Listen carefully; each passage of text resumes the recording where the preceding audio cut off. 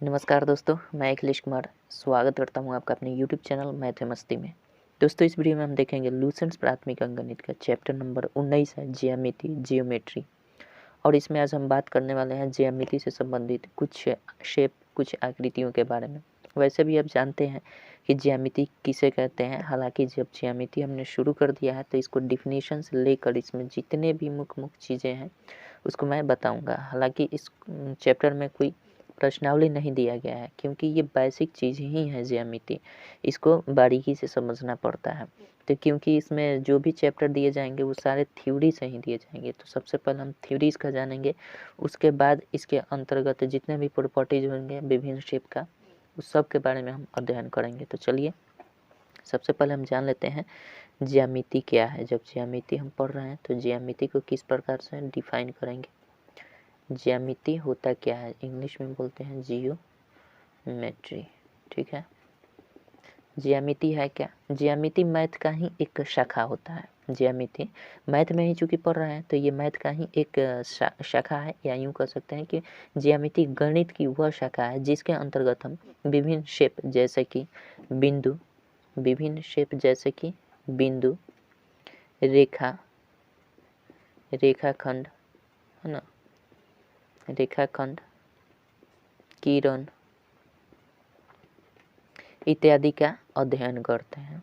इसके अतिरिक्त और कुछ भी है, इसमें इत्यादि का अध्ययन किया जाता है या अध्ययन करते हैं, तो उसे हम क्या बोलते हैं, ज्यामिति बोलते हैं। अब जब हमने डिफिनीशन इसके जान लिया है कि ज्यामिति के अंतर्गत हम क्या अध्ययन करते हैं, बिंदु, रेखा, रेखाखंड, किरण इत्यादि का अध्ययन। इसके अतिरिक्त और भी शेप हैं जिसके बारे में हम अध्ययन करते हैं। तो वास्तव में ये है क्या। तो सबसे पहले अब हम देखते हैं कि बिंदु होता क्या है। जब हम बिंदु का अध्ययन ज्यामिति में करते हैं तो आखिर बिंदु है क्या, चलिए देख लेते हैं। बिंदु को डिफाइन कर लेते हैं और बिंदु को समझने का प्रयास करते हैं। वैसे आप जानते होंगे बिंदु किसे कहते हैं। ये ऐसा हमने कर दिया, आप समझ जाएंगे कि ये बिंदु हमने दिया है। कहीं भी अगर हमने ऐसा कर दिया तो आप समझ जाएंगे बिंदु दिए हैं। लेकिन आपको भाषा के रूप में डिफाइन करना हो, एक सूटेबल भाषा के रूप में इसको सुसज्जित करना हो तो आप कैसे कहेंगे। तो सिंपल है, बहुत सिंपल है। हमने तो पहले जान लिया कि ज्यामिति के अंदर बिंदु का अध्ययन करते हैं, रेखा का, रेखाखंड, किरण का अध्ययन करते हैं। तो सिंपल बात है कि बिंदु किसे कहते हैं। तो बिंदु वह ज्यामितीय आकृति है। ये देखिए, ये कुछ शेप बना हुआ है ना, तो ये आकृति है। बिंदु वह ज्यामितीय आकृति है जिसमें न तो लंबाई होती है, न मोटाई होती है, न चौड़ाई होती है। न लंबाई, न चौड़ाई, न मोटाई। देखिए तो कहीं से मोटाई दिख रहा है, न तो ज़्यादा मोटा है, न ज़्यादा चौड़ा है, न ज़्यादा लंबा है। तो इसी को हम क्या बोलते हैं, बिंदु बोलते हैं। और इसको हमेशा हम कैपिटल लेटर से ही दर्शाते हैं, अल्फ़ाबेटिकल कैपिटल लेटर से ही दर्शाते हैं। ठीक है, और इसको दूसरे भाषा में अगर कहना चाहते हैं तो आप कैसे कह सकते हैं कि हम अपनी लेखनी को जब दबाते हैं तो उस प्रकार दबाने से जो हमें चिन्ह मिलते हैं, जैसे कि ये चिन्ह एक उखड़ गया, यहाँ पे चिन्ह दिखने लगा, यहाँ भी दबा दिए लेखनी को तो ये चिन्ह उखड़ गया, ये भी दबा दिए, चिन्ह उखड़ गया। तो इसी चिन्ह को हम क्या बोलते हैं, बिंदु बोलते हैं। जब हम किसी लेखनी को किसी समतल पृष्ठ पर, समतल पृष्ठ भी बोल सकते हैं, समतल पृष्ठ पर जब दबाते हैं तो उसे क्या बोलते हैं, हम बिंदु बोल देते हैं। कोई दिक्कत नहीं है। अब आप कहिएगा कि लीजिए हम भी दबा रहे हैं इस तरह से। अरे भैया, तो हम भी दबा रहे हैं, कहाँ यहाँ कोई शेप निकल गया, तो आप डेफिनेशन गलत बता रहे हैं। नहीं, ऐसा नहीं होता। लेखनी जब हम कह रहे हैं तो लेखनी का उपयोग होता क्या है, क्या लेखनी का उपयोग आप ऐसे करते हैं, ऐसे नहीं ना करते हैं। आप लेखनी का उपयोग जब भी करते हैं, इसका नीब जहाँ रहता है उसी से हम लेखनी का उपयोग करते हैं। वास्तविक इसका उपयोग कैसे है, लेखनी का वास्तविक उपयोग कैसे है, इसी तरह से करते हैं हम, न कि इस तरह से। और जिस तरह से हम डिफिनीशन दे रहे हैं कि लेखनी को हम दबाते हैं किसी भी पृष्ठ पर तो जो शेप या चिन्ह मिलता है उसी को बिंदु बोलते हैं। तो इस तरह से तो दबाए तो बिंदु मिल गया, लेकिन इस तरह से दबाएंगे तो पहली बात कि ये तो गलत, लेखनी का गलत इस्तेमाल है। दूसरी बात कि यहाँ चिन्ह कोई नहीं उखड़ रहा है तो कहाँ से होगा। ठीक है, तो ये बात समझना पड़ेगा कि अगर हम किसी लेखनी को किसी पृष्ठ पर दबाते हैं तो जो चिन्ह उखड़ता है, जो चिन्ह मिलता है, उसी चिन्ह को हम क्या बोलते हैं, बिंदु बोलते हैं। कोई दिक्कत नहीं है। चलिए, आशा करता हूँ समझ गए हों। तो बिंदु आपने जान लिया, आप लिख भी सकते हैं, जो मैं बोल रहा हूँ आप लिख कर याद कर सकते हैं। ठीक है, तो बिंदु के बारे में समझ गए। दोनों तरीके से आप डेफिनेशन इसका दे सकते हैं। अब हम बात करते हैं बिंदु के बाद हमने रेखा यहाँ पे लिखा है, तो चलिए रेखा के बारे में समझ लेते हैं। रेखा क्या होता है? रेखा भी बिंदुओं का एक सिद्ध समुच्चय होता है। रेखा क्या होता है? बिंदुओं का एक सिद्ध समुच्चय होता है। और इसको हम दूसरे रूप में भी कह सकते हैं कि रेखा क्या है? एक ज्यामितीय आकृति है। चूँकि हमने बता दिया ज्यामिति के अंदर अगर रेखा का अध्ययन करते हैं तो यूँ भी कह सकते हैं कि रेखा ज्यामिति का ही एक पार्ट है, ज्यामिति के अंतर्गत आने वाली चीज़ें हैं। ठीक है, तो ऐसा भी हम कह सकते हैं। तो रेखा को हम कैसे कह सकते हैं कि एक ही तल में स्थित बिंदुओं का वह समुच्चय होता है। ठीक है, रेखा क्या होता है? एक ही तल में बिंदुओं का वह समुच्चय होता है जिसके बिंदु काफ़ी सटे हुए होते हैं, काफ़ी नज़दीक होते हैं। ठीक है, काफ़ी सटे हुए होते हैं। यहाँ तो कोई बिंदु सटा हुआ नहीं है, लेकिन बिंदुओं का समुच्चय है लेकिन सटा हुआ नहीं है, तो ये रेखा होगा? नहीं होगा। तो डेफिनेशन गलत हो गया? गलत नहीं है। डेफिनेशन जिस तरह कह रहा है उस तरह हमने यहाँ पे आकृति नहीं बनाया। कैसे बनाते हैं आकृति? हमने बोला कि बिंदुओं का वह समुच्चय जो काफ़ी सटा हुआ होता है, जो एक ही सीध में काफ़ी सटा हुआ होता है, जो समझ में नहीं आएगा। जैसे ये हमारा हो गया, इस रेखा में हमने बहुत सारे इसमें बिंदु है जो कि काफ़ी सटे हुए हैं। हम तो इधर बिंदु दर्शाने के लिए, दिखाने के लिए आपको हटा दे रहे हैं, सटा नहीं रहे हैं। कोई भी बिंदु एक दूसरे में सटा नहीं है। देख लीजिएगा यहाँ पे कोई भी बिंदु एक दूसरे में सटा नहीं है, लेकिन हमने डिफिनीशन में बोला है कि सटा होना चाहिए। ठीक है, एक ही सिद्ध में स्थित बिंदुओं का वह समुच्चय जो काफ़ी सटे हुए होते हैं, तो उससे जो आकृति बनती है, उससे जो शेप बनता है, उसी को हम रेखा बोलते हैं। और इसकी सबसे बड़ी पहचान होती है कि इनके दोनों किनारे जो होते हैं अनिश्चित होते हैं, असीमित होते हैं। मतलब ये तीर का मतलब ये क्या है कि छेदता हुआ आगे जाएगा, रुकने वाला नहीं है। ये बौखलाया हुआ है, ये रुकेगा नहीं। तो इसका मतलब समझिए कि इसको हम क्या बोलते हैं? रेखा बोलते हैं। और ये रेखा जो इस तरह से हमने कर दिया है, तो इसको हम क्या बोलेंगे? रेखा ही बोलेंगे। और इसमें दिख नहीं रहा है कि यहाँ बिंदु हमने कहाँ दिया है, लेकिन ये सटा हुआ बिंदु है। इसको अनंत इसमें बिंदु छिपे हुए हैं। तो एक रेखा में अनंत बिंदु होते हैं, इसको काउंटिंग नहीं किया जा सकता है, लेकिन बिंदुओं का ही समुच्चय कहा जा सकता है। इस तरह से डिफिनेशन नहीं देना चाहते हैं तो आप कैसा डिफिनेशन दे सकते हैं? कह सकते हैं कि रेखा एक ऐसी ज्यामितीय आकृति है जिसमें केवल लंबाई होती है। केवल इसमें देखिए लंबा है रेखा, और नगण्य के रूप में इसमें चौड़ाई और मोटाई होती है। बिल्कुल नगण्य होती है। इसकी चौड़ाई देखिएगा तो हल्का चौड़ाई दिख रहा है, जिसको हम नगण्य मानते हैं। ठीक है, रेखा वह ज्यामितीय आकृति है जिसमें सिर्फ और सिर्फ लंबाई होती है, चौड़ाई और मोटाई न के बराबर होती है या नगण्य होती है, तो उसे हम क्या बोलते हैं? रेखा बोल सकते हैं। ठीक है, तो आशा करता हूँ कि इसका भी डिफिनेशन आप समझ गए होंगे। सबसे बड़ी बात रेखा की पहचान ये होती है कि रेखा के दोनों किनारे जो होते हैं असीमित होते हैं या फिर अनिश्चित होते हैं। कोई निश्चित है ही नहीं कि ये कहाँ तक जाएगी। ठीक है, और यहाँ तक ये भी है कि रेखा को हम किसी कागज़ के तल पर नहीं उतार सकते हैं, किसी कागज़ पर नहीं खींच सकते हैं रेखा को। क्यों? क्योंकि ये अनिश्चित है। इतना भी करिएगा तो भी ये रेखा ही है। पूरा बोर्ड भर दीजिए तो भी रेखा होगा। जितना फैलाइए सब रेखा ही रेखा बनेगा, अगर तीर यहाँ पे मार दिए तो। ठीक है, तो आपको रेखा को किसी पन्ने पर, किसी श्यामपट्ट पर, किसी बोर्ड पर या कागज़ पर नहीं लिख सकते हैं, नहीं उतार सकते हैं। ठीक है, तो ये आपका बहुत इम्पोर्टेंट एक प्रश्न भी बन जाता है। आपके क्वेश्चन भी आता है कि रेखा को क्या हम अपने कागज़ पर उतार सकते हैं? नहीं उतार सकते हैं। ठीक है, तो आगे जिस तरह से होगा हम आपको बताते चलेंगे। तो बिंदु समझ लिए, रेखा समझ लिए। अब हम बात करते हैं रेखा से, उसके बाद हम रेखा खंड की बात करते हैं। रेखा खंड क्या होता है? तो रेखा खंड क्या होता है? रेखा प्लस खंड, रेखा खंड। ठीक है, इसमें क्या है? रेखा है और रेखा प्लस खंड है। मतलब कहने का मतलब ये है ना कि रेखा का वह खंड, ये क्या है हमारा? ये है रेखा। रेखा का वह खंड जिसके दोनों किनारे जो हैं निश्चित होते हैं। रेखा का वह खंड, ये हमने मान लिया रेखा ए और बी है, लेकिन ये इसको हम सी और डी मान लेते हैं। तब हम कहेंगे क्या? A B. ए बी क्या है? तो रेखा है। क्यों? क्योंकि दोनों किनारे हमारा अनिश्चित है, असीमित है, इसलिए ए बी जो है रेखा है। और इसी ए बी का एक सी डी क्या है, खंड है, टुकड़ा है, जिसको हम क्या बोलते हैं, रेखाखंड बोलते हैं। क्यों? क्योंकि इसके दोनों किनारे जो हैं सीमित हो चुके हैं, दोनों किनारा सीमित हो गया है, दोनों किनारा क्या हो गया है, सीमित हो गया है।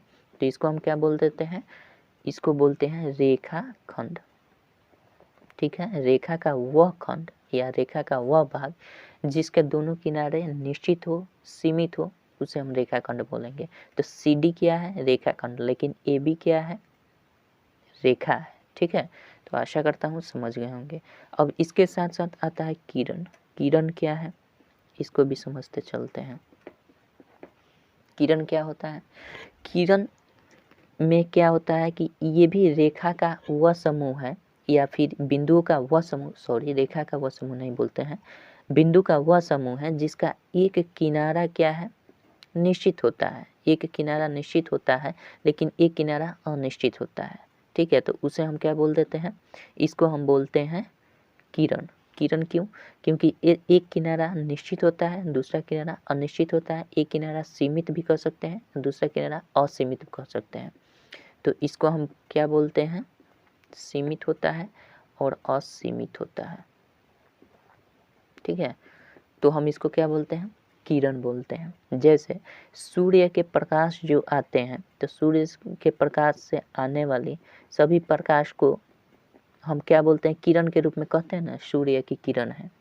हम कभी कहते हैं सूर्य की रेखा है, कभी हम कहते हैं सूर्य का रेखा खंड आता है, कभी नहीं कहते हैं। हम हमेशा कहते हैं सूर्य की किरण धरती पर पड़ रही है, ऐसे ही बोलते हैं। तो सूर्य की किरण हम क्यों बोलते हैं, क्योंकि सूर्य तो एक निश्चित पॉइंट हो गया हमारा, सूर्य एक निश्चित बिंदु हो गया और इससे हमारा उद्गम स्थान है किरण की, जिसका कोई अंत नहीं है, अनंत है। ठीक है, तो ये किरण कहीं भी जा सकती है, तो इसलिए एक निश्चित पॉइंट हो जाता है और एक हमारा क्या होता है, अनिश्चित पॉइंट होता है।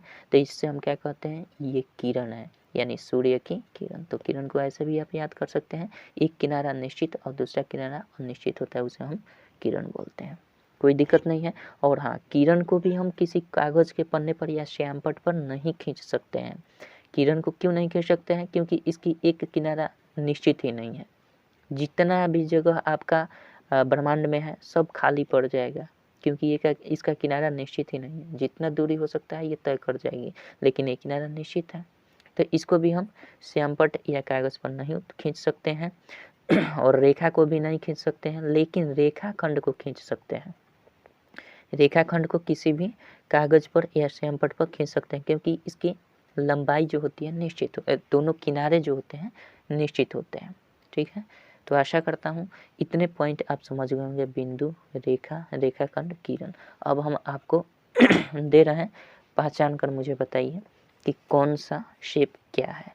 ठीक है, चलिए, अगर इतना चीज़ समझ चुके होंगे तो आप ज़रूर बताएंगे और कमेंट में ज़रूर बताइएगा कौन सी आकृति हम दे रहे हैं, किसको क्या बोलेंगे। और कमेंट में 1-2 करके बताइएगा जिस तरह क्वेश्चन दे रहे हैं, ताकि हम समझ पाएँ कि आप समझे कि नहीं।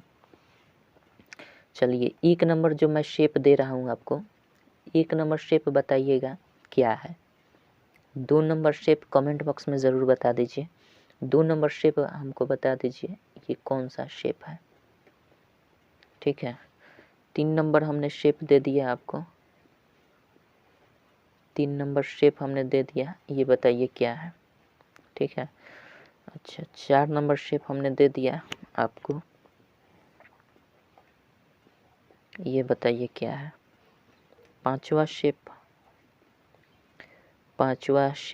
बताइएगा। 5वां शेप ज़रूर बताइएगा ये क्या है। 5वां शेप ये बताइएगा। हालांकि मैंने आपको बताया, थोड़ी सी भी आप गौर किए होंगे तो इसको आप डिफाइन भी कर सकते हैं और बता भी सकते हैं ये क्या है वास्तव में।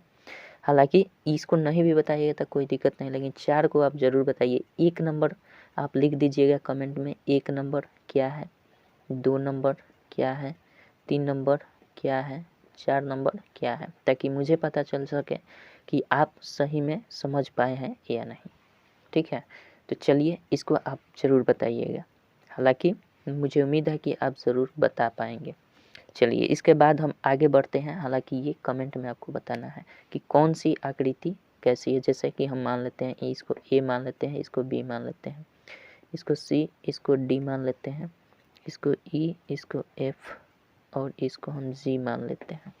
ठीक है, बताइएगा कि 1 नंबर जो शेप दिए गए हैं उसको क्या बोलेंगे, 2 नंबर जो शेप है इसको क्या बोलेंगे, 3 नंबर जो शेप है उसको क्या बोलेंगे, 4 नंबर जो शेप है उसको क्या बोलेंगे। ठीक है, चलिए आगे बढ़ते हैं। अब हम आगे हम थोड़ी सी और एक से 2 पॉइंट और देखेंगे, उसके बारे में भी हम जानेंगे। जैसे कि अभी हमने आपको बताया, थोड़ा सा कन्फ्यूजन हो सकता है आपको।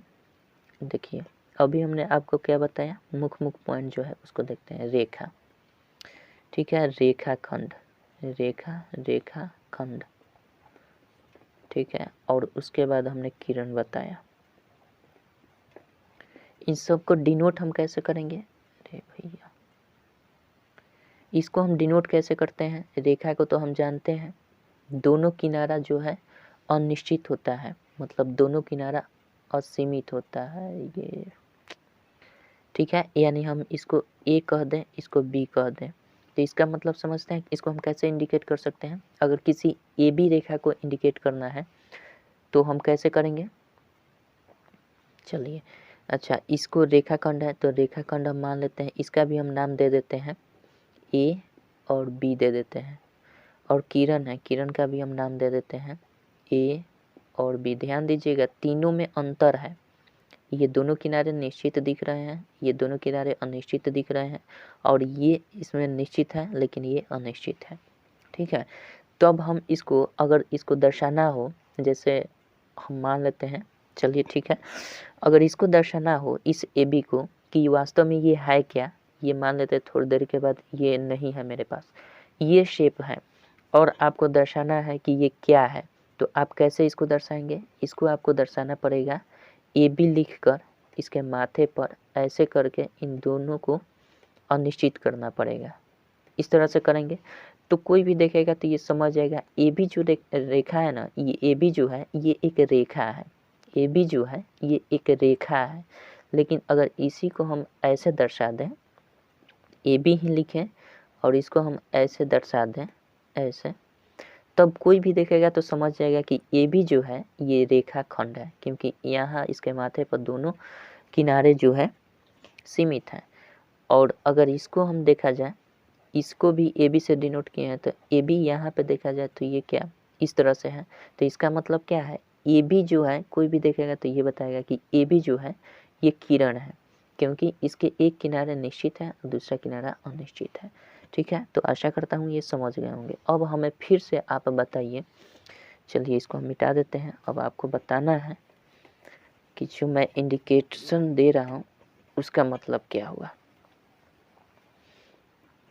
अभी मैंने आपको बताया जैसे रेखा हमने बताया। चलिए एक बात बताइए हमको, ए बी हमने कर दिया ऐसे, अब ये बताइए कि क्या है। 1 नंबर ये है, 1 नंबर नहीं, हाँ 1 नंबर मान लेते हैं। 1 नंबर का कमेंट में जवाब दीजिए कि ये है क्या, इसका मतलब क्या हुआ। ए बी पर जो हमने दिया है माथे पर, उससे देखकर पहचान लेना ये है क्या वास्तव में। फिर हमने ए बी दे दिया और इसको ऐसे इंडिकेट कर दिया, इसको बताइए कि क्या है। ठीक है, 3 नंबर हमने कर दिया, ए बी ही दिया, इसको हमने इस तरह से कर दिया, ये बताइए क्या है। ठीक है, इसके साथ साथ एक चीज़ और आपको मैं बताऊंगा, ए बी कभी कभी आपको ऐसे भी देखने को मिलते हैं। ठीक है, हालांकि अभी बताया नहीं हूँ, लेकिन आप बताइएगा, अगर जानते होंगे तो ज़रूर बताइए कि 4 नंबर में जो मैंने ए बी लिखा है ये वास्तव में किसको इंडिकेट करता है। ठीक है, ए बी क्या है, यहाँ तो ए बी आप बता सकते हैं, यहाँ भी बता सकते हैं, यहाँ भी बता सकते हैं, जैसे कि अभी हमने बताया।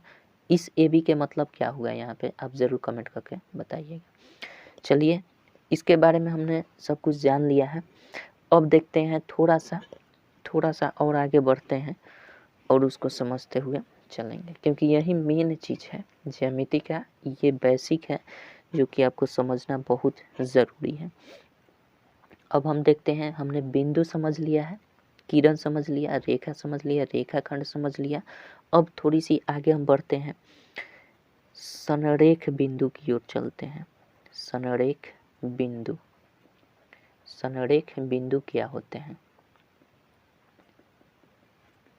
संरेख बिंदु किसे कहते हैं?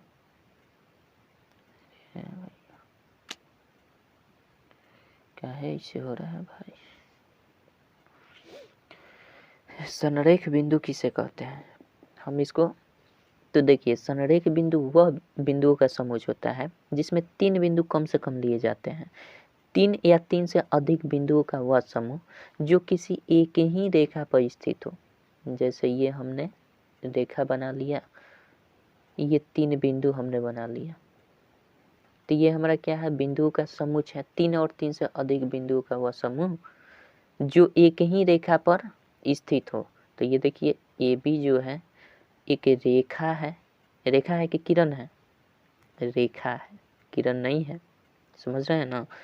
तो ये रेखा है और इसी रेखा पर 3 बिंदु एक स्थित है, तब हम इसको क्या बोलते हैं? संरेख बिंदु। इन तीनों बिंदुओं को तब हम क्या बोलेंगे? इन तीनों बिंदुओं को हम बोलेंगे संरेख बिंदु। ये बिंदु कैसे हैं? संरेख बिंदु है। लेकिन असंरेख बिंदु किसे कहते हैं? तो संरेख जब हमने जान लिया तो असंरेख भी जान लेते हैं। असंरेख बिंदु किसे कहते हैं? असंरेख बिंदु, असंरेख बिंदु क्या होता है कि 3 या 3 से अधिक ऐसे बिंदु जो एक ही रेखा पर न हो। जैसे कि हमने एक रेखा यहाँ बना लिया है और कह रहा है 3 या 3 से अधिक ऐसे बिंदु जो एक ही रेखा पर न हो। तो मान लीजिए कि यहाँ पे हमने एक बिंदु रख दिया, यहाँ 2 बिंदु रख दिया, तो ये एक ही रेखा पर तीनों बिंदु है? नहीं है। तो ये कौन से बिंदु कहलाएंगे? ये बिंदु और ये तीनों बिंदु कौन से बिंदु कहलाएंगे? असंरेख बिंदु कहलाएंगे। असंरेख बिंदु कहलाएंगे। ठीक है, कोई दिक्कत नहीं है, आशा करता हूँ समझ गए हो। तो संरेख बिंदु और असंरेख बिंदु हमने ये भी जान लिया, तो इसके बारे में इतना ज़रूर आपको जानना पड़ेगा। अब देखिए, संरेख बिंदु और असंरेख बिंदु को हम और दूसरे नाम से भी जान सकते हैं। संरेख को हम एक रेखीय बिंदु कह सकते हैं। एक रेखीय, संरेख बिंदु को एक रेखीय बिंदु कह सकते हैं और असंरेख बिंदु को हम नैक रेखीय बिंदु कह सकते हैं। नैक रेखीय बिंदु भी कह सकते हैं। ठीक है, बिंदु कह सकते हैं। क्यों? क्योंकि एक रेखीय का मतलब क्या? एक ही रेखा पर स्थित 3 या 3 से अधिक बिंदु। नैक रेखीय मतलब एक ही रेखा पर 3 या 3 से अधिक नहीं स्थित बिंदु। ठीक है, उसको हम बोलेंगे नैक रेखीय या असंरेख बिंदु और एक रेखीय या संरेख बिंदु। ठीक है, तो आपको कभी कभी पूछ भी सकता है संरेख बिंदु को किस नाम से जाना जाता है? तो एक रेखीय बिंदु। असंरेख बिंदु को किस नाम से जाना जाता है? तो नैक रेखीय बिंदु। ठीक है, तो इस तरह से इसका थ्योरी आपको जानना पड़ेगा। अब चलते हैं, थोड़ी सी आगे और बढ़ते हैं और कुछ और जान लेते हैं इसके बारे में। ये सब ज्यामिति के अंतर्गत आते हैं। ठीक है, ये सब कुछ हम ज्यामिति के अंतर्गत पढ़ रहे हैं। चलिए, अब हम बात कर लेते हैं संगामी रेखा क्या होता है। संगामी रेखा, संगामी रेखाएं क्या होती हैं? संगामी रेखा और एक पॉइंट और जानेंगे, असंगामी रेखा क्या होती है। असंगामी रेखाएं, रेखाएं कर लीजिए। असंगामी रेखा, इसमें होता क्या है? संगामी रेखा वह रेखा होती हैं जो 3 या 3 से अधिक उसमें रेखा होती हैं।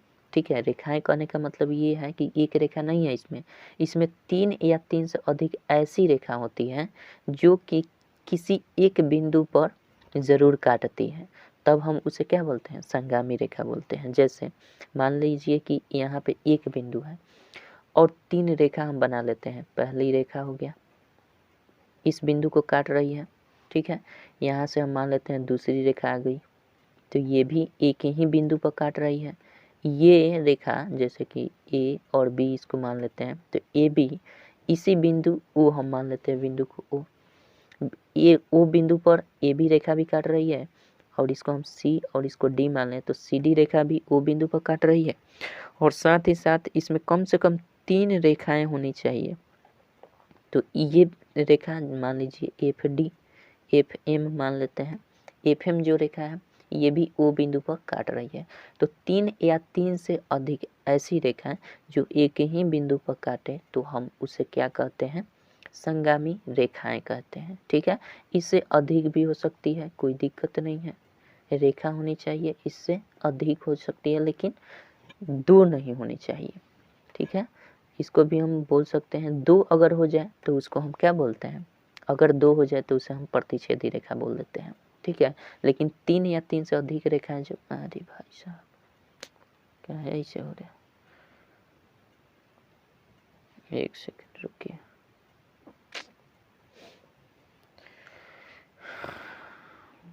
दिक्कत हो रहा है,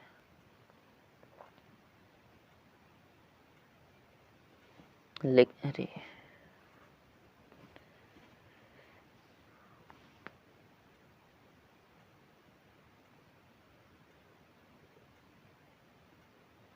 चलिए, लेकिन 3 या 3 से अधिक रेखाएं जब भी होती हैं तो उसे हम क्या बोलते हैं, संगामी रेखा बोल देते हैं।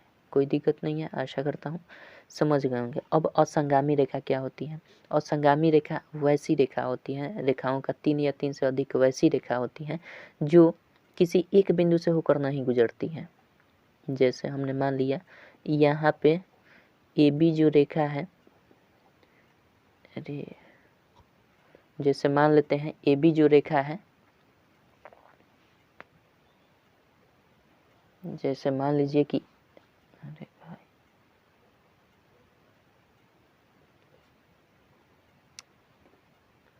जैसे मान लेते हैं कि ए बी जो रेखा है ये ओ बिंदु पर प्रतिच्छेद कर रही है, ओ बिंदु पर काट रही है, लेकिन वहीं बी सी रेखा जो देखते हैं इसको हम बी, इसको ए बी मान लेते हैं, इसको बी नहीं, इसको सी डी, इसको सी डी मान लेते हैं।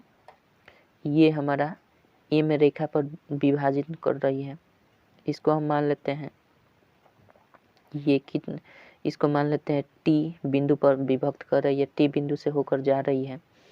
ये मान लीजिए पी आर कोई रेखा है, तो यहाँ पे 3 बिंदु दिख रहा है, मतलब 3 ऐसी 3 या 3 से अधिक ऐसी रेखाएं जो विभिन्न बिंदुओं पर प्रतिच्छेद करती है, एक बिंदु पर प्रतिच्छेद नहीं करती है, तो उसे हम क्या बोलते हैं, असंगामी रेखाएं बोलते हैं। आशा करता हूँ समझ गए होंगे। तो इतनी सारी पॉइंट्स आपको ध्यान में रखना ही रखना पड़ेगा।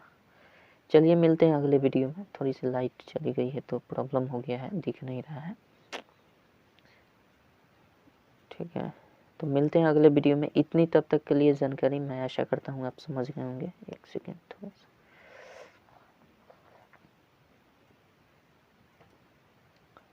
अरे भाई दिखना जैसा, आप